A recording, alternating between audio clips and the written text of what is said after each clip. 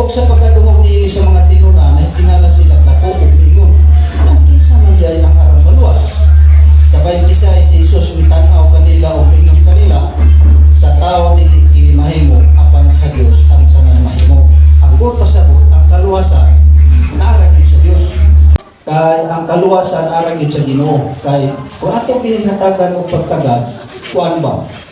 Dili acceptable sa Ginoo nga para sa ani magbasa ka Biblia, daghan ang nagbasa sa Biblia.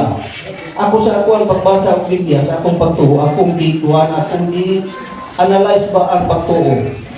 Ang pagtuo nga insakto sa Biblia isubhaton sa tao. Kay mo man ang Matthew 5, bulahan ang mapaubsanon, kay siya kaila sa Dios, bulahan ang manuluyon. Kana dili na nato ma-apply sa atong sarili. Bisan pag nag-alagad pa ka, lisod na nimo ang puno mo kana ako nagituman. Kanang manghatagon, maluluyon, mahigugmaon, mapailubon. Lisod na mo na nga para nato unsaon man day nato pagbuhat ang tinuod nga pagtuo para maako nato ang kinabuhidayon. Kay mo man kini sa Biblia, higugma ang imong silingan sama sa imong kaugalingon.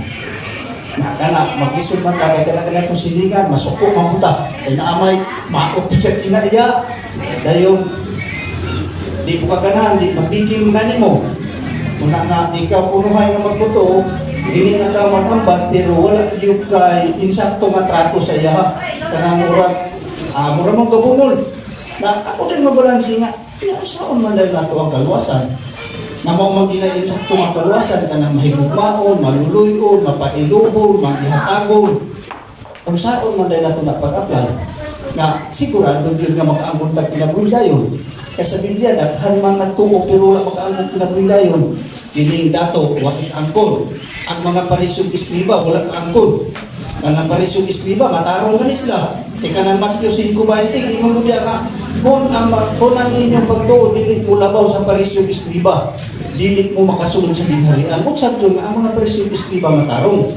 Pero wala sila kaangkon sa kinabuhidayon. Pagdito sa Matthew 23, ang napuluhan dito, gisaway ni Jesus ang parisyong iskriba. Kung sabi sa ilang pagtuo, wala mainsakto. Wala mauyog sa Ginoo. Ang pangutana, ining atoa. Ining atoa ka, insakto ba yun? Kaya mapagyas mapunta sa kinabuhidayon niya kasi sakripisyo na ba ta? Kasakripisyo na? Simba ta bisag layo, mahal ka sulina, nubali na ito na kay nagsakripisyo ta kay kinabuhidayon ng ato ang di. Kuan ka ng ato ang gusto nga makapot. Ang pangutana, sigurado ba? O, baman na ipangutana, niya o sa eskwelahan na. O ikaw, nag-eskwela ka, di ba? Ay mo na makuha na, magkaroon kang eskwela. Isang pag walay bakasyon, may nung ako sigurado, hindi kong pasar karong kuan, karong tradisyon. Kaya mo naklaro nga, nahaong yun. Nakiling ato ang karong, kinabuhidayon man eh. Ang pangutana, sigurado ba yun, di mo naman ko ng kinabuhidayon. Unang sa ako, nagbasa ko Biblia, ang ako at yung di-apply sa akong sarili, dito yung kuning dagan sa Matthew 11:28 o 29. Dito po kuning dagan sa Juan 14:6. Kay para nako maura gyud ang makapainsakto sa pagtuo. Kay kung kining Biblia mo imong basahon, namo man gyud di man gyud mo makaya. Sa man nimo nga mao man ay tinuod nga pagtuo kanang Matthew 5 lagi kana puro na di bulahan ang mga ginalutos. Nakita niya basta magpalutos. Ay, lutos, unta na itong silingan, musungkol mabutate. Mobile, na di pa kita mabulahan. Muna nga, ako bang gikuha ang pagtulungan sa Biblia kay kining Biblia mo ni daghang natuan nga kamaturan. Daghan.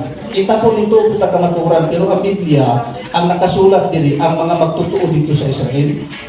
Dan kung i-apply nato sa atong sarili, hindi sunta maka-garantiya. Kay ang tinuod nga pagtumo mo na mahigugmaon ka sa imong isip ka tao, kaya natin higugmaan imong sulingan.